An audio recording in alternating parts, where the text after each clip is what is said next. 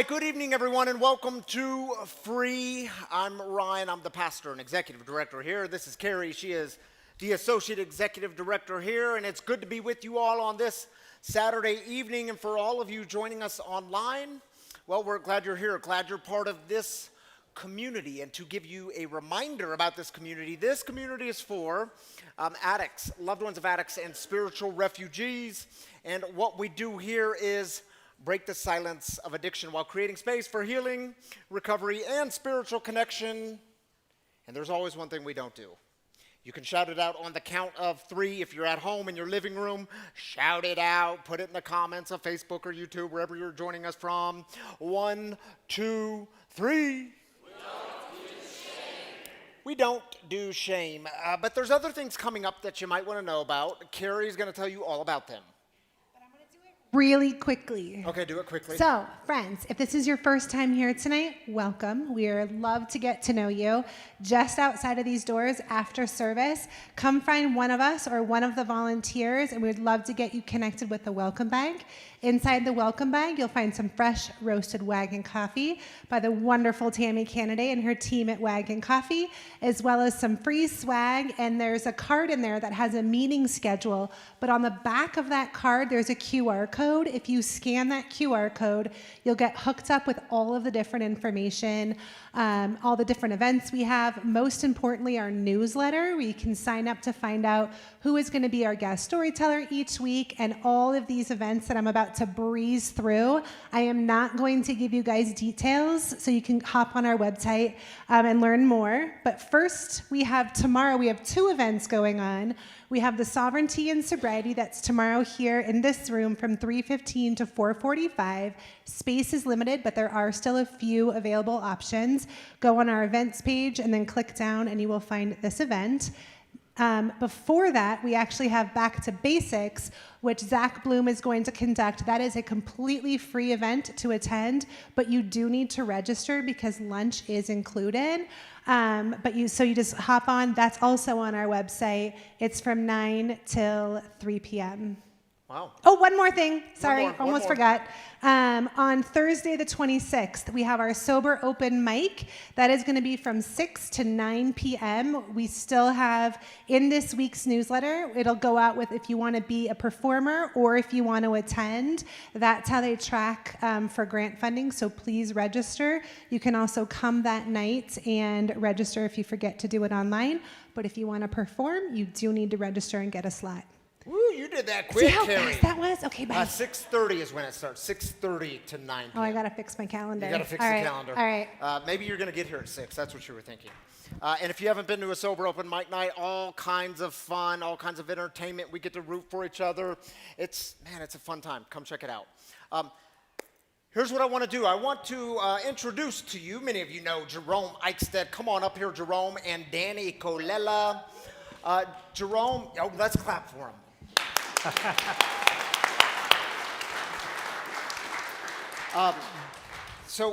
Jerome is on our board of directors. He's going to tell you about a grant we have recently received. And then Danny is our digital content director here at Free. All our videos and images, that's all created by Danny. But he was like the #1 player in writing this grant. So I want him to tell you a little bit about it. Take it away, man. Tell us. Hi, everyone. Good to see you. Sorry, I'm a little louder than I expected. Mm-hmm. We owe you transparency with regard to grants and anything along those lines with regard to the organization. The state has entrusted us and accepted our application for a grant. So the grant was awarded for $437,000. That is definitely worth clapping about. I do want to articulate that this, a grant is conditional funding. Like, it's not an endowment where we get to choose where we direct all of these funds. We are sort of a small piece in a bigger picture for this. So moving forward, we owe you more context to our intentions with this. And Danny's going to get into a little bit more of that with you. But what I can confidently say is anyone out there struggling with gambling-related addiction and may want or need treatment, we're able to connect you with services free of charge moving forward. and that money will be coming from the state. So we are going to help distribute that. And I'm going to pass it to Danny to tell you a little bit more.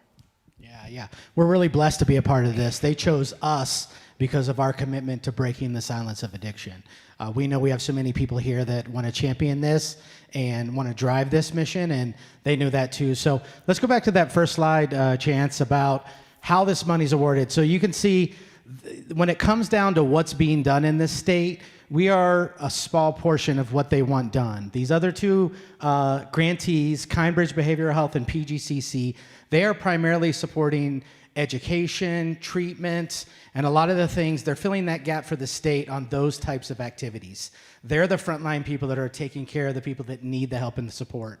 Our little piece of the pie is awareness, storytelling, and community engagement. We're going to engage the treatment industry, the sober living community. We're going to engage everybody and host events and be the person that kind of champions this within the already existing treatment community. So we are a small piece of the big pie, but if we go to the next slide, this is what we can spend that money on. So when Jerome talked about it not being an endowment, they gave us this approved amount of money in an approved category, and that is all that we can use that money for. So we just wanted to make that small clarification that this isn't just money that Free got, so we still do need giving and support as we move the mission for the things happening here at Free. This is specifically for gaming, gambling, and sports betting, which you're going to hear us talk a little bit more about. Thinks it covers it all? Thank you, Danny and Jerome. And if you have more questions, feel free to talk to these fellas. They'll fill you in on everything. And they'll be here at the 7 o'clock service saying the same thing. Yeah, and then just to kick it off too, storytelling is a big part of what we do here at Free. We break the silence of addiction, and we're going to show one of the videos we did from the grant last year, which is Saul talking about his sports betting addiction. So check it out. Hi, I'm Saul.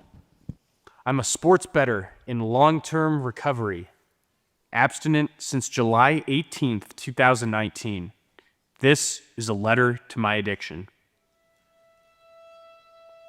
Dear my addiction, or should I say, dear me. I imagine that many people who write to their addiction describe their addiction as some sort of evil force, some disturbing part of them that needs to stay in the shadows. I disagree.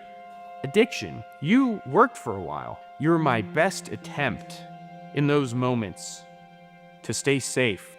No problems, no real world, just the next pitch, the next free throw, the next shot at finally feeling like a winner. I remember the first time we met, September 20th, 2017, Kansas City Royals against the Toronto Blue Jays. I was up all night in the computer lab, alone. I didn't want to be with anyone but you.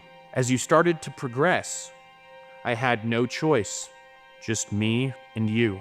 The strangest thing about you is how subtle and deceptive you are. Like I said, you were initially my greatest discovery, my best friend. When you and I were together, I was invincible. Saul, the big shot. But that's how addiction starts, doesn't it? That's the hook. A $10 win becomes $20, becomes $50. I remember that October when I hit for $250. I was planning all the cologne and the cars and the girls, all of this fantasy world coming together. And I told my family, I thought they'd be so proud of what I had discovered. But not everyone bought into the hype. Mom said, "You're dangerous. Leave you alone. Stop." And I stopped. I stopped telling. I hid. I lied. Just me and you. Like I thought I wanted. Until it started. The losses, the chasing, the just one mores, and the I'll get it right next times. Sitting in the car alone thinking, where did this go wrong? And oh, the lying. The lying was brutal. I had a lot of issues with my behavior over the years, the doctor's visits and the ADHD meds and all that, but it was never the lying. Anna and I had dated almost 4 years, and the very last words I ever heard from her were, "Why are you such a liar?" I wasn't Saul the big shot gambler anymore. I was Saul the liar, alone in his addiction. And still it was painful to part ways with you. It took a very long time because it wasn't just about stopping you, it was about finding something healthier to replace you. My recovery journey has taught me a lot about life and about myself. When I quit gambling, I was 21 years old, the age where a lot of people are just getting started in their gambling. A lot of growing up in a short amount of time. The lowest low when I finally said, enough. Enough meant accepting an invitation to join the real world. And even though life isn't perfect, I finally figured out how to cope. I still feel the consequences of my choices under your rule, but I'm grateful that you have led me to a better way. And anytime I get the opportunity to share my experiences with someone else, that's one more person who hopefully won't be in their car alone, crying because that field goal hit the crossbars, knowing they'll have to lie one more time to mom and dad. So addiction, I want to thank you. Thank you for teaching me a better way. Saul. Thank you, Saul.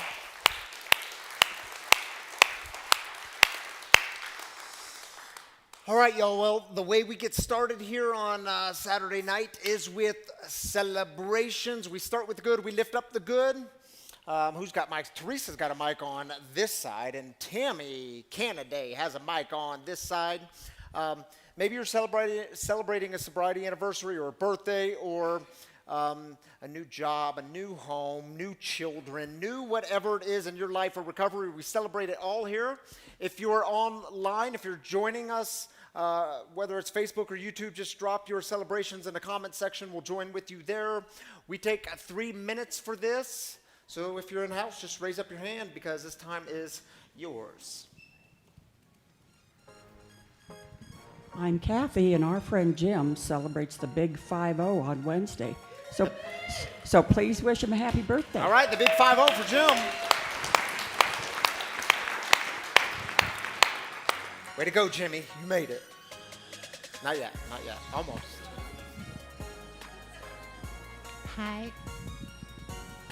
Hi, this is Carrie. I want to celebrate my twins, Caitlin and Mason, turning 18 today. 18-year-olds, Caitlin and Mason.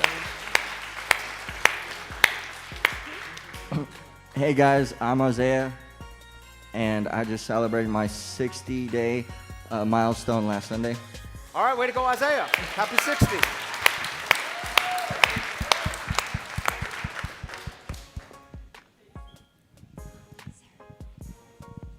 Hi friends, I'm Sarah, and I also have a birthday today, 46. Happy 46, Sarah. Glad you're here.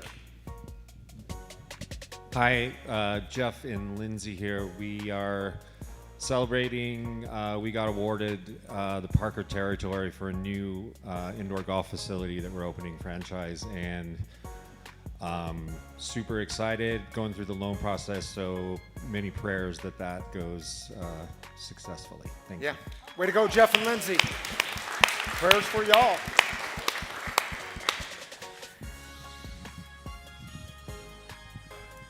Today is Christian Roberts. It would be his 43rd birthday. He passed away a couple months ago, so we're celebrating his birthday for him. So keep him in your prayers. He was a very big fan of this church. So. Well, happy heavenly birthday to Christian. I'm glad y'all are here.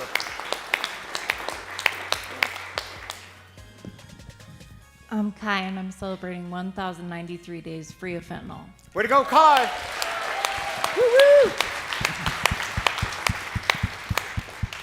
Hello, good evening. My name is Jeremy, and I just celebrated 2 years free of alcohol because of all of you at Free. Thank you so much.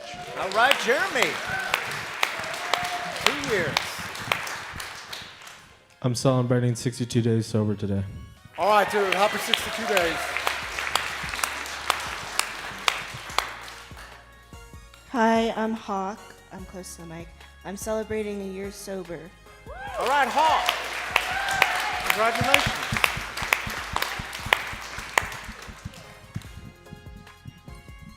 Hi, I'm Michelle, and I'm celebrating my 75-day sober. All right, way to go. Hi, my name's Cookie, and I'm celebrating 18 months of sobriety. Way to go, Cookie. Glad you're here with us. Thank you, Teresa and Tammy. Jerome, what do you think? Are they the best mic passers we've ever had on a Saturday night? They were very good, very efficient. So you know those driver's lessons Sayla's been taking? Yes. She passed her test tonight. She texted me. Oh, so we can celebrate that. Yeah. She's going to be on the roads. A daughter driving. How does life go that fast? Whew, don't blink. All right, you want to take the first one? Hi, Jennifer. She says, the last week I asked for prayers regarding switching from my DSP job to a job in the recovery field. An hour after service, I got a text to be interviewed for a BHT position at a rehab. I had the interview yesterday, and it went really well. All right, Jennifer, we're going to keep celebrating with you. Good news. Ashley says, I'm starting school next Saturday. Also, I have 105 days today. Way to go, Ashley. Ashley. Glad you're joining us tonight. All right, that's it. Thank you, Tammy, for being up here with me. All right, y'all, we are in the second week of this series called March Madness, and tonight is The Odds Aren't in Your Favor.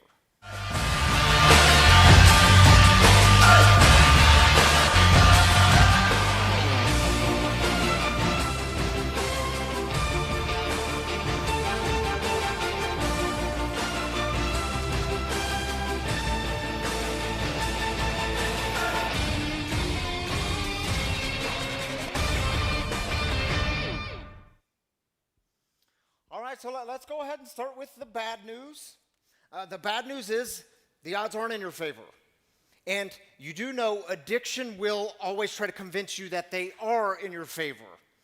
And I think addiction is always propelled by this very simple lie, and it won't happen to me. I mean, we hear it all the time, don't we? It won't happen to me. We say things like, I can stop whenever I want. I'm not like them. I've got this under control. I got this. I have a system for this. I can handle it. We say it all the time. We hear it all the time. Whether it's a substance or a behavior or codependency, addiction will always try to convince us that we are the exception to the rule. I said all of these things, and maybe you said them too. I mean, I was the guy that said, man, Ryan, I know what the problem is.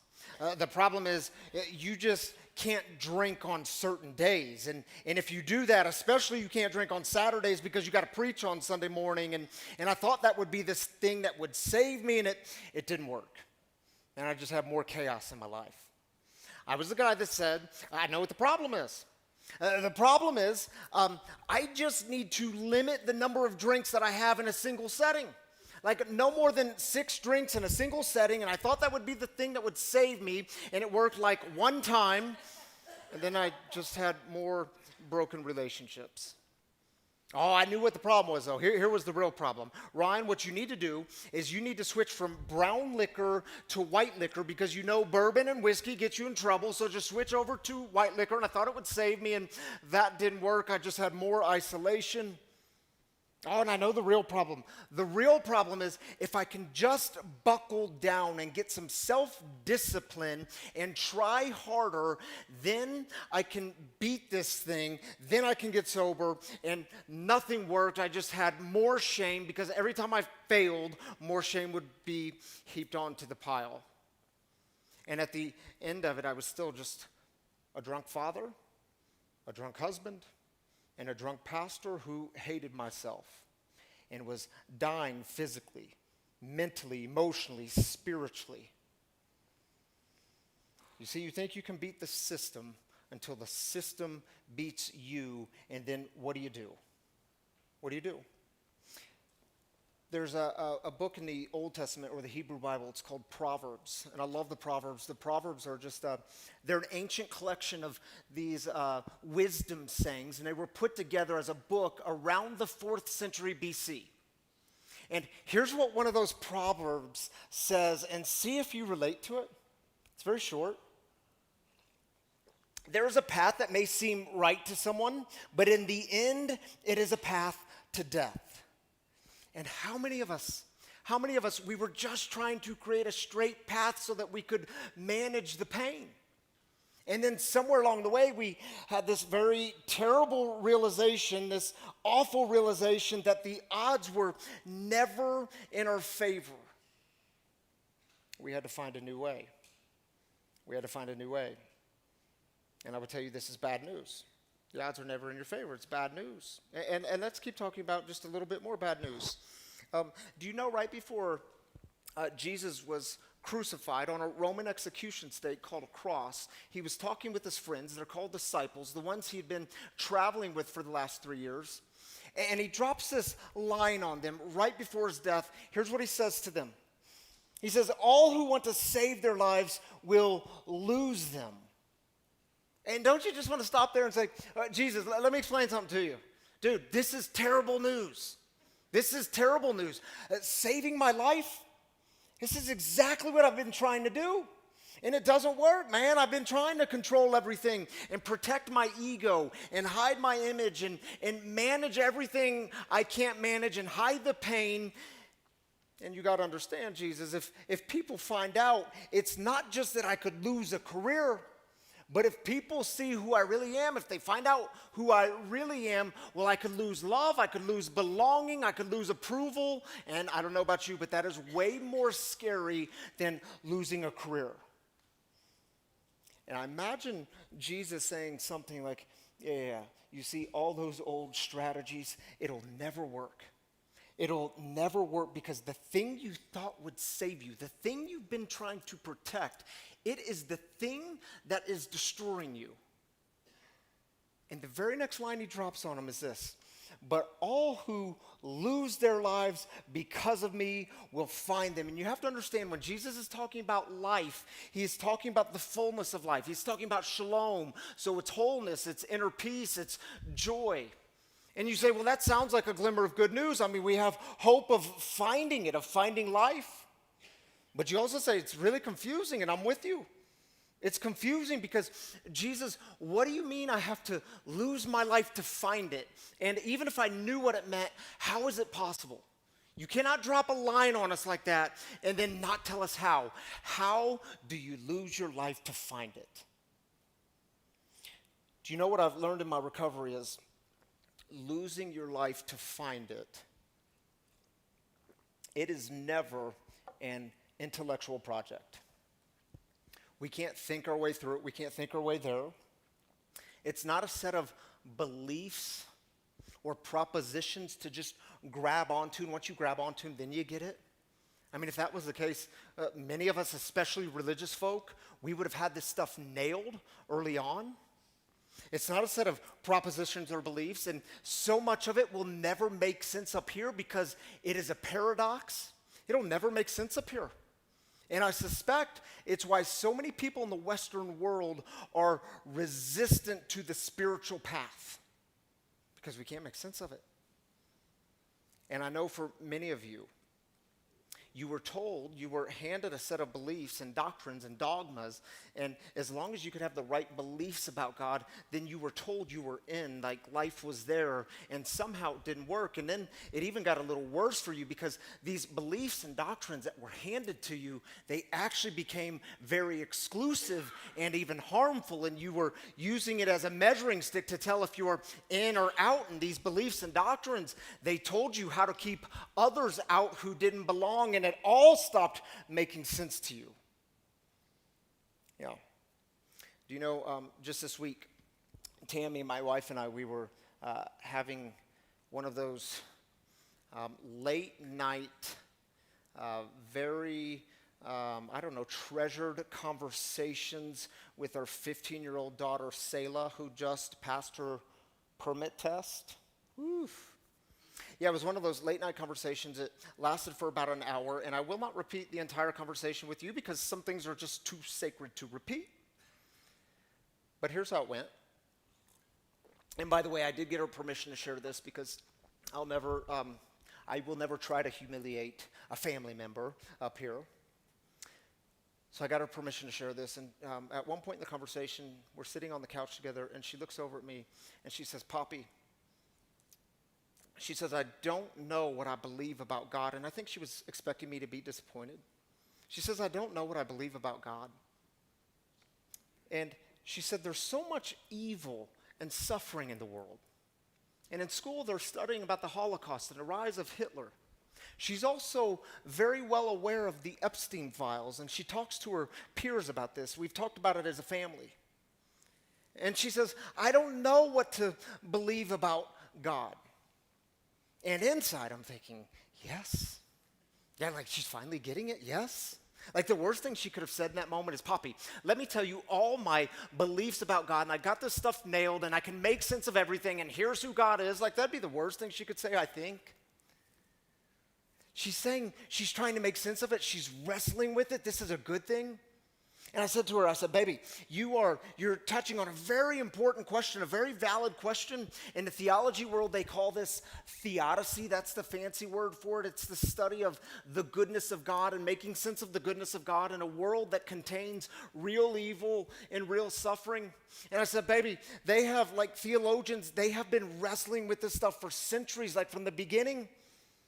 And I can tell you what I think. I can even tell you what some of these other theologians think and how they arrived there and why I agree or disagree with them. But you have to understand that is purely an intellectual project. It's purely stuff up here. And I'm not sure it's what you're really asking or what we're really getting at." And she's 15 years old, and she does this head fake on me. She turns the conversation. I was really proud of her. She turned it towards the experiential. And she says, "Poppy, I feel like I'm drifting."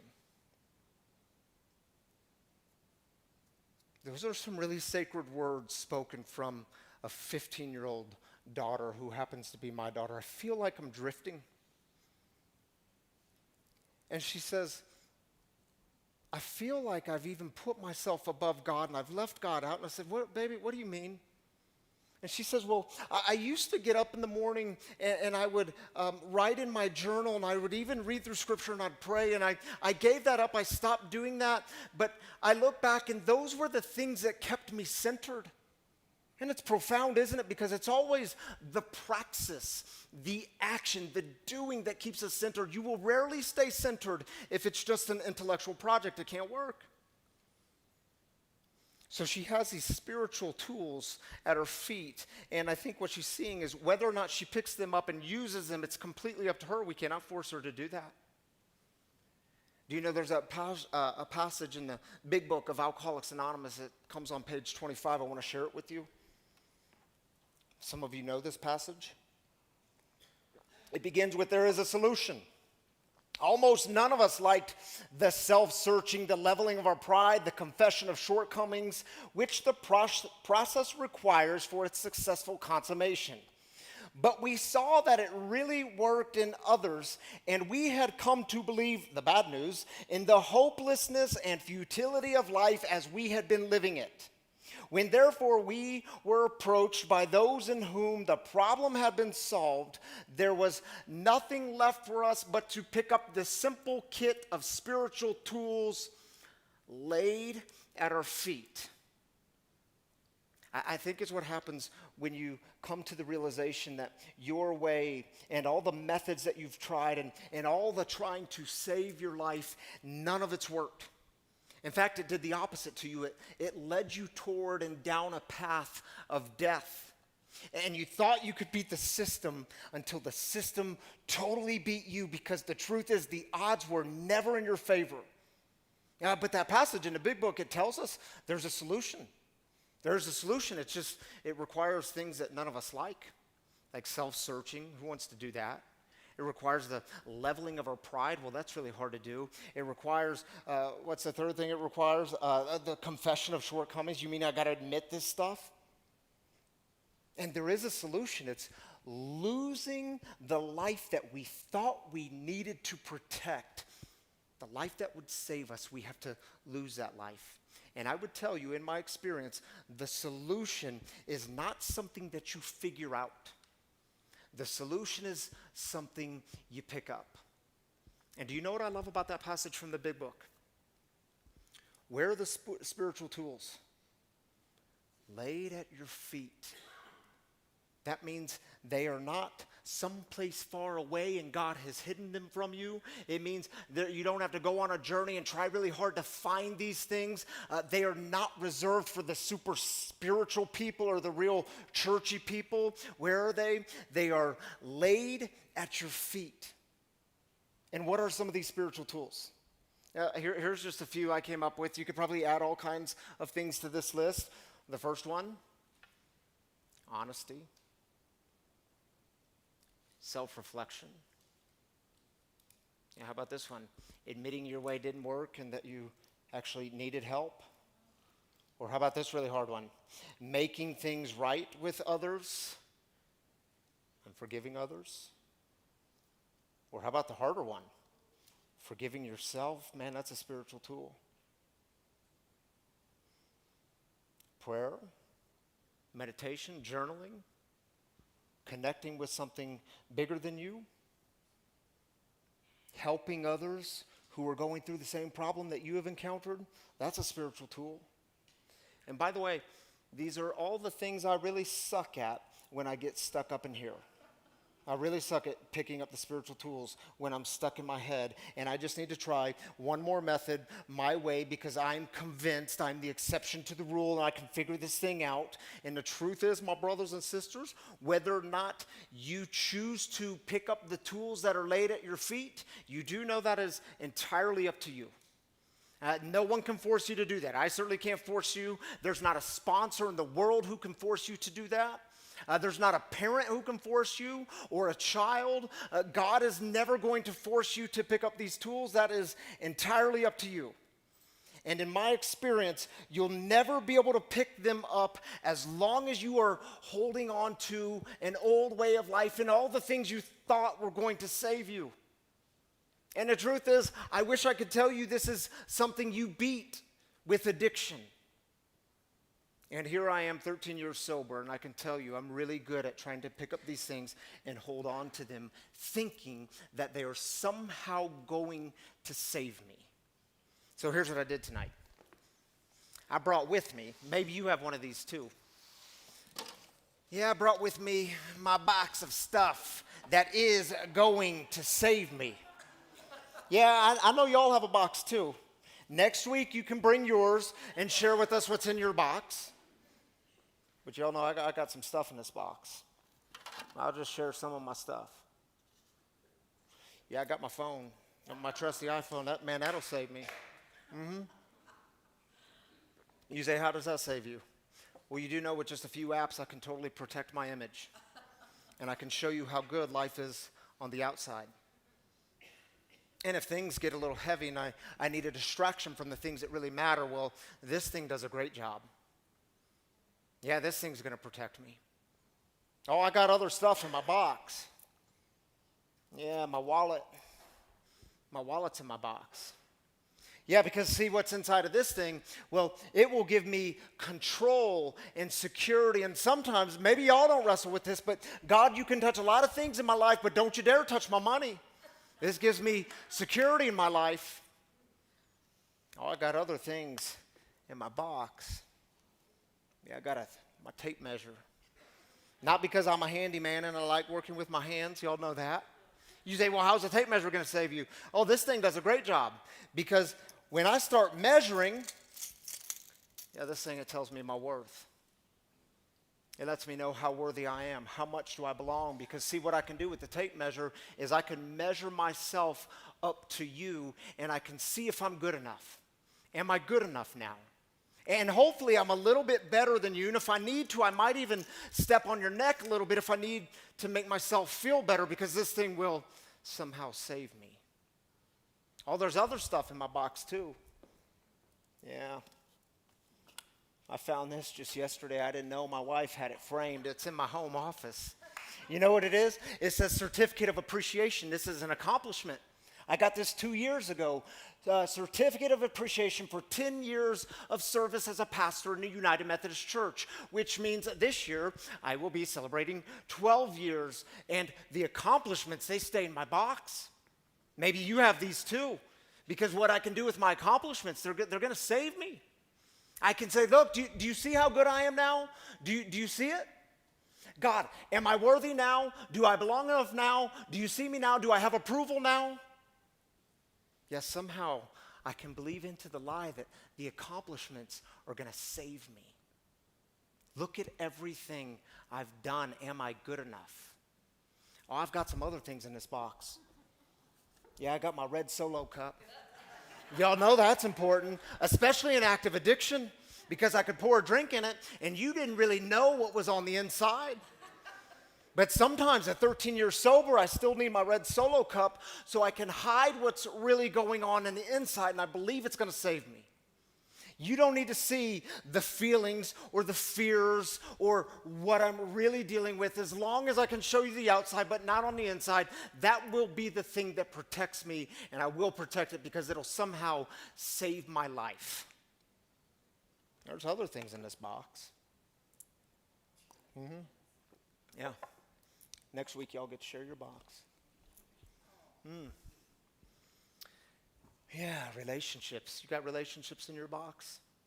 Yeah, this is a picture of me and my wife, Tammy. Do you know how many times I thought this marriage could save me? Come on, God, I really do love her, and I don't want to hurt her anymore with the bottle. Come on, if I can love her enough, that will save me. Or how many times do we say, if I can get that person to love me enough, that will be the thing that saves me. If I can get love from that mom or that dad or that child or that wife or that husband or that boyfriend or girlfriend, that love will somehow save me. Yeah, I got other things in this box too. You just got to hold on to all this stuff. Some of y'all might be offended by this, and that's okay. Let me see if I can pick this up in one fell swoop. Yeah, I got the Holy Bible, the big book of Alcoholics Anonymous. Do you know how many times I thought religion could save me?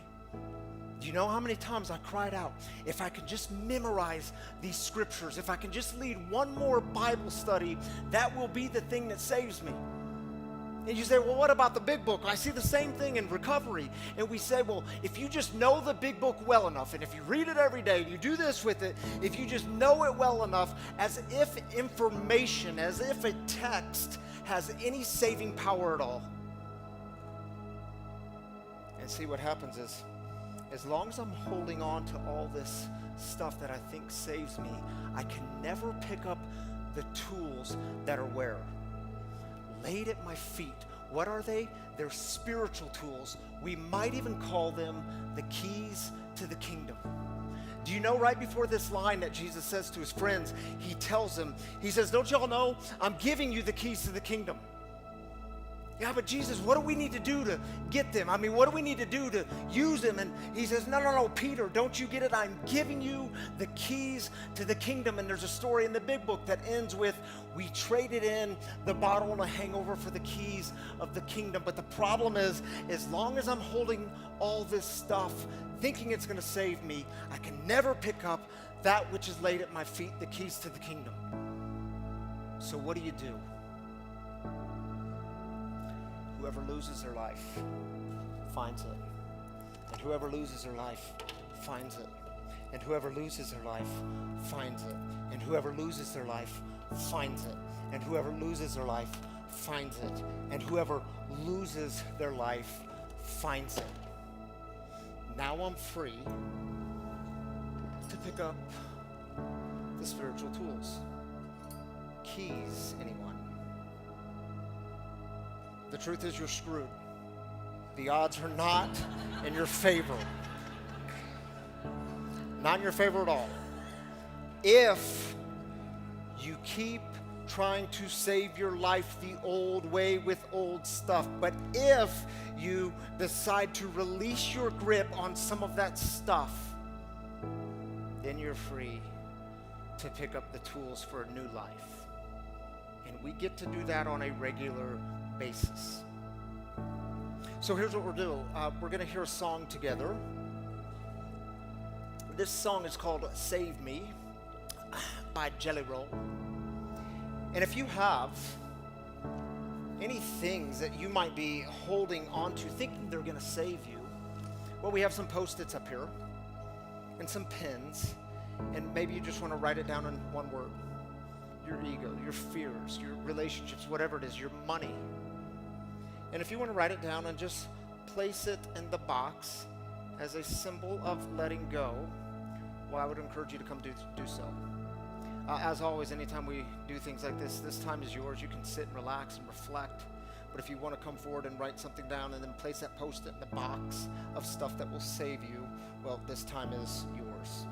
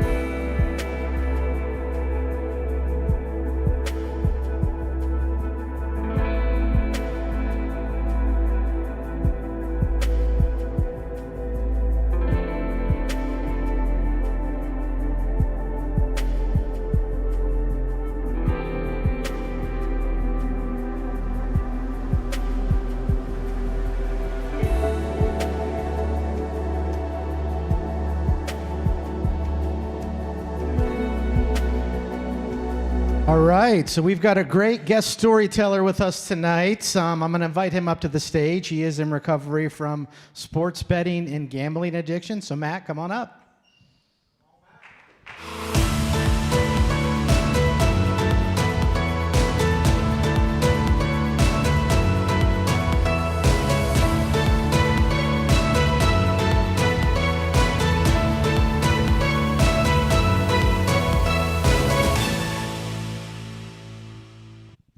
All right, Matt, welcome to the stage.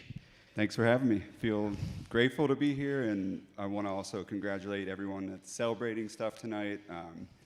Just happy that I found this place and was invited here, so I want to thank all of you. It's pretty cool, isn't it? You get people through the door and you start clapping about sober birthdays. It's a much different experience.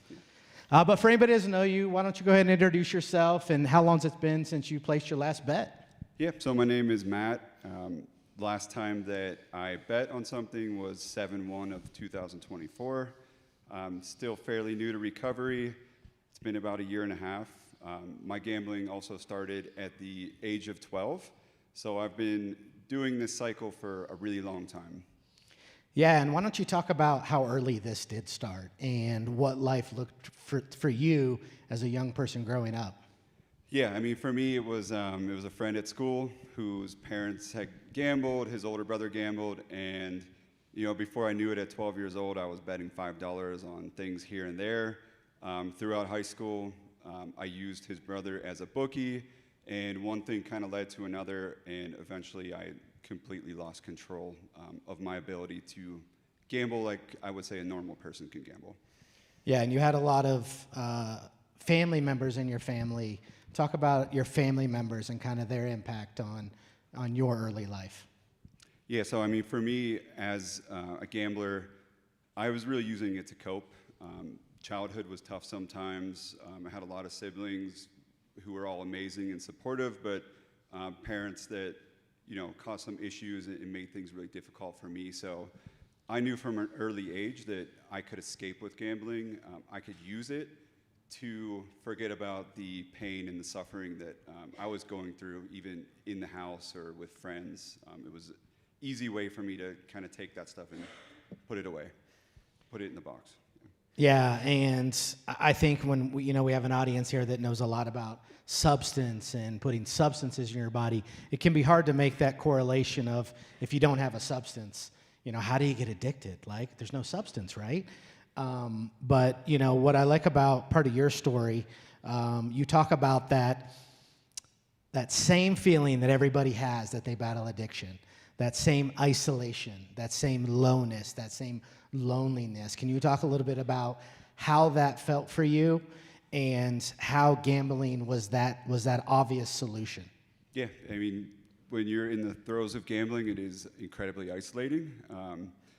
Most of the time I would choose to be alone so that I could live in my addiction and I could block out the outside problems as an adult, whether that was relationships or that was things with my family, things at my job.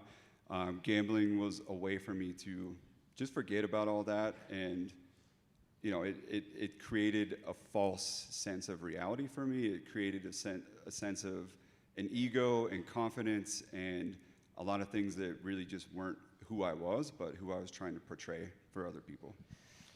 Yeah, and so ultimately it was your solution to that loneliness, and at some point during your addiction, you wanted to be alone, right? Yeah, there was a lot of times where I would choose to be alone, especially if a partner would go away for an extended period of time. I remember days, just kind of staying in the same spot, not sleeping, staying up for 2 or 3 days straight until I was exhausted of my resources. So it was really incredibly isolating, but it's also an addiction that works really well socially with other people, because there are a lot of people that do gamble, especially in Colorado. It's very accepted, and as long as I could hide it enough and still be able to coexist with those people that also gambled, it was easy for me to do it that way as well. Yeah, and let's talk about that moment where you kind of know you needed help. And more importantly, I'd like you to shine a light on how in most people's journey to recovery, there's always those moments where you're like, I'm ready to quit. this is it. I'm ready. How many of those times did you have? And then what was that rock bottom moment for you that finally you knew you had to do something about this? You needed help. Yeah, honestly, I've lost count of how many times in the past that I've said, this is it, I'm done with this, I need help.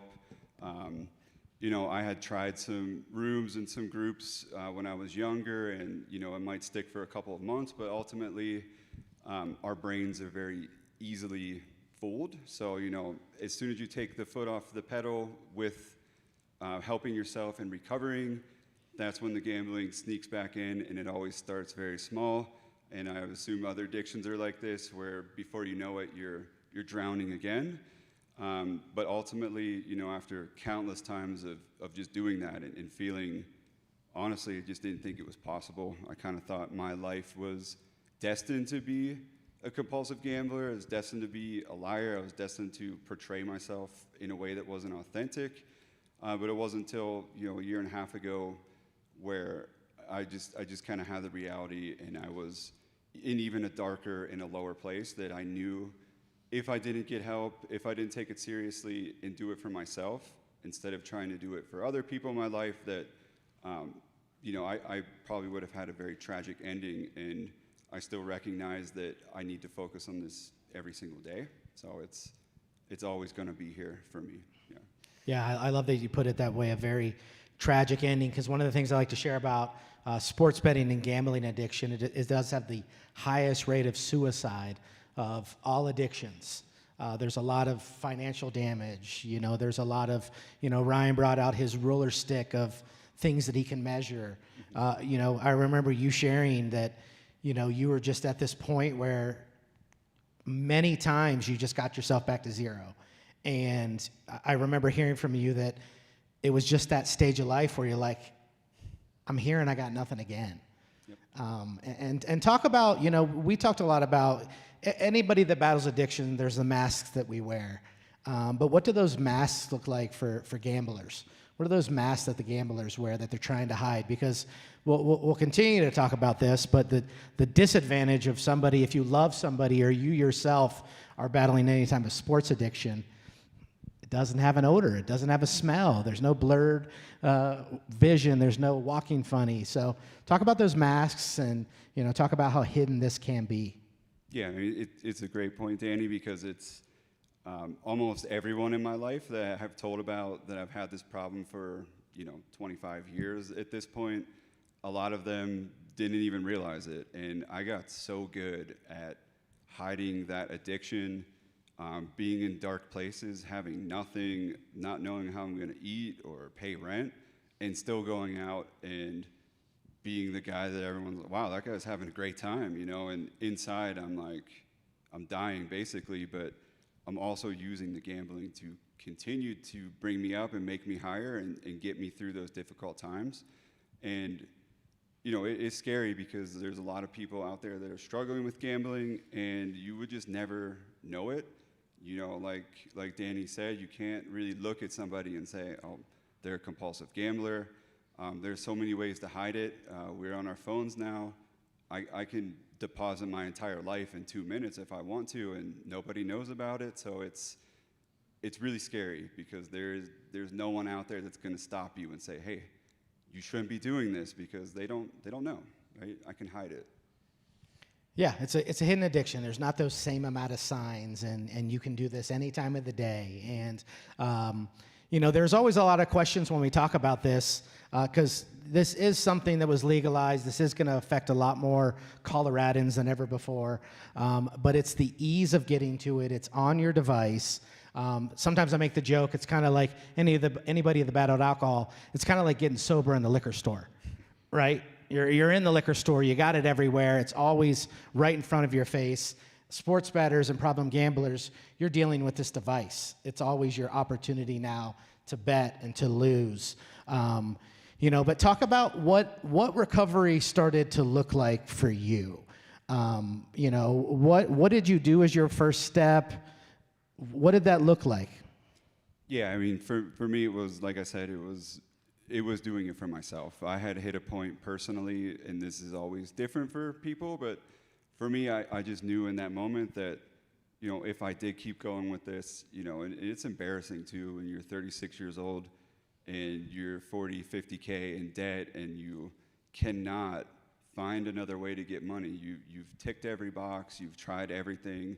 You're so desperate that you almost want to get caught at that point. But for me, I had to really reconcile with myself that I do not have control, and I never will have control, because gambling is an easy one to regain control for short periods of time and then try to be like other people and step back into that world. And this time around, I knew that I want to do it for me. I want to get my self-respect back. I've been doing this for so long that sometimes I forget who am I as a person? What are my values? What do I really believe deep down? And you question that, and that was the first part for me, was finding the space for me to be able to express that, but also finding people that connected with me. That was the biggest thing. And there's still guys that I started this journey with, and I see them a lot outside of the room, and now I have accountability in my life, and that was something that was foreign to me. I didn't have anybody to hold me accountable.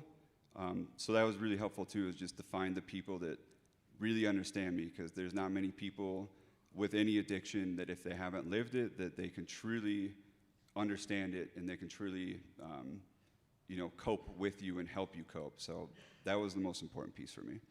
Yeah, and this is a great time just, to let the community know a good sports betting or problem gambler is going to have one problem at the end when it comes to getting help. And what is that? They're not going to have resources. Yep. You're not going to have money. And again, one of these grants that we talked about, just know that treatment is free. You can get paired up with a clinician for free. It's paid for by the state. There are resources. And again, the big reason that we're entrusted to talk about this is because we know when we teach you, now we have all of you able to spread this information to people that need help or support. But treatment is free. And then, so we know AA, we know NA, we know CA. What resources are there for people that are gambling? Yeah, so you had on the board earlier the PGCC. It's a great resource. Their website has a lot of different resources. They have meetings, obviously, at Free Recovery now. There's been some grants and some great resources here. There's also, Gamblers Anonymous rooms where you can go online. There's meetings every single night. There's also online meetings every night. We generally say it's not the hardest to come through the door the first time, the hardest is the second time. So, it's just one of those things that I feel like once you find your people, you start to feel that hope and you see other people recover, it does make things feel like there is a lot more hope and possibility. So I would say start there and tell somebody about your problem, tell them everything. Once you get it out, it does help you to start to move forward and put the pieces back together. Yeah, I love that. And you yourself got involved in there's a really good young person community that's around here that is probably one of the biggest groups that meets around here. Talk about that group, why it's special, because I think this group understands the importance of recovering out loud. But talk about your group and why it's special here in Colorado. Yeah, it's like this place, there's no shame. Anybody can walk through the door. But I think the best part about that group is that most of the people there are younger. They've been through with the apps, they've been through the legalization. They're also seeing the ads every day. They're trying to watch a sporting event and they're getting fed the ads. So it's kind of a really good group collective feeling of what gambling is. And there's accountability in that room. And that's really where it started for me, was that I don't want to let myself down, but I also don't want to come back in the room and relapses are a part of recovery. They happen. But I wanted to hold that accountability to the people that helped me recover as well. So it's really just helping each other and building those blocks to recovery and freedom. I love it. So for anybody out there who themselves might be butting up against some problematic gambling or some problematic sports betting, or love someone who's dealing with this, what's some advice you would give to them for next steps and working through this? Yeah, I think if you are struggling with this, and we know that addictions come in pairs. There's not really anyone I've met that's just a gambler. There's always things that come. So if you are struggling with other addictions and you find yourself going into that gambling side, I would say the most important thing really is to find somebody that you can connect to and that understands exactly what you're going through, because just telling people that haven't lived it, sometimes it's not enough for us to latch onto and to find the connection that we need to be able to start looking at other tools like Pastor Ryan was talking about. There are other tools, and they don't exist in the physical. They exist with community, and they exist with accountability, and that's where I would start, is just talk to somebody. Yeah, I love that. And you can visit Free's website. We've got a section for problem gambling. It has Colorado resources that connects you to the Problem Gambling Coalition of Colorado. And then secondly, this is why we bring storytellers up here. Matt's going to stick around after service. If anybody wants to have any conversations or ask some questions, obviously you know this man's going to meet you with no shame. But Matt, thank you so much for being brave and sharing this new hidden addiction that's starting to take Colorado by storm. I really appreciate your honesty and your authenticity with this story. Thank you, Danny, and thanks to everyone here in Free Recovery. It's great to be here. Thank you.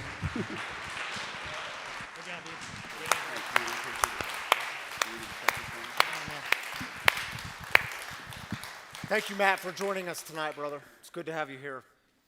And just to let you know, you guys mentioned it, but there's GA meetings here Tuesdays and Saturdays, and you can jump on the website to find out the exact times. But there are resources.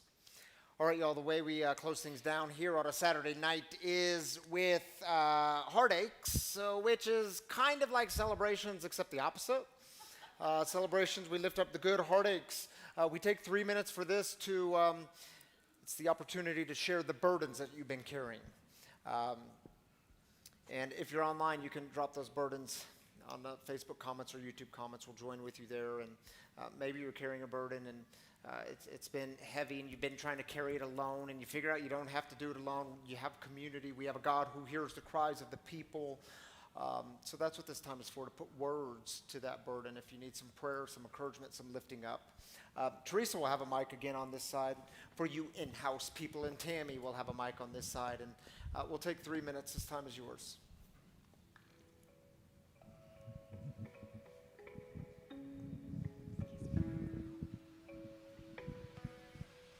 Hi, I'm Bree. I just found out tonight that my friend Tia's father has passed away, and if I have my timeline correct, her parents have passed away within 10 months of each other, so if I could just have prayers for her, I would appreciate it.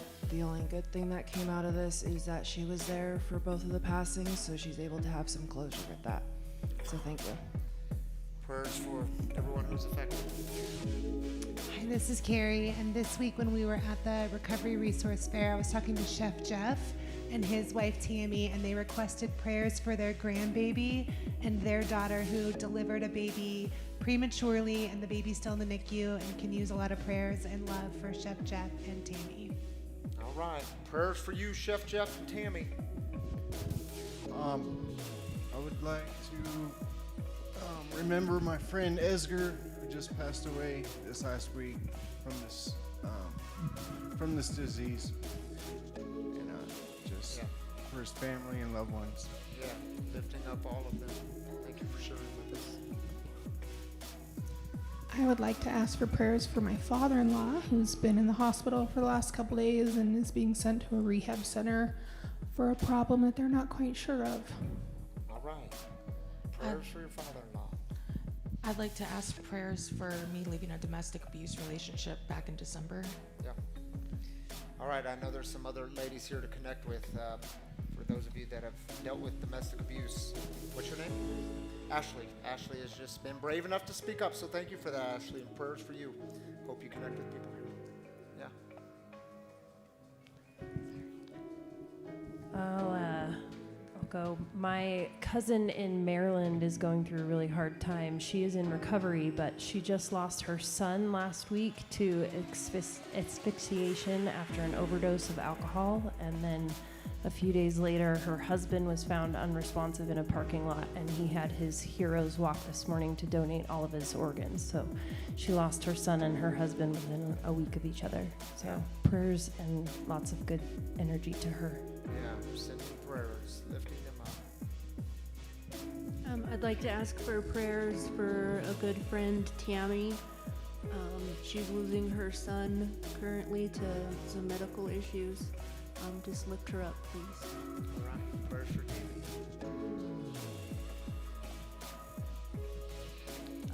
I just wanted to ask for prayers because we are grieving right now the loss. But baby, we didn't even get to meet. I had a miscarriage just a week ago, so it's been a really, really rough week. Yeah. Prayers for you, and I'm glad you're here. I'm Paul. Talked to you about this earlier. It's back again. I have been dealing with stage 4 cancer for a long time, 8 years. It's back again, fourth and fifth time. I have 2 different places, so I don't know exactly what I'm asking for, but I'm just asking for vision.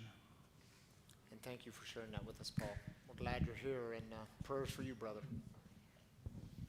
Was there someone else? I thought I saw another hand. Okay, right there. No. We had 2 more. Yeah, let's do 2 more. Hi, I just wanted to ask for prayers for my friend, my best friend, Amy, just to help give her the courage. She's left a DV situation as well, and she's just going through a lot of fear, and I just pray for her, and the strength to keep going. She's been doing amazing.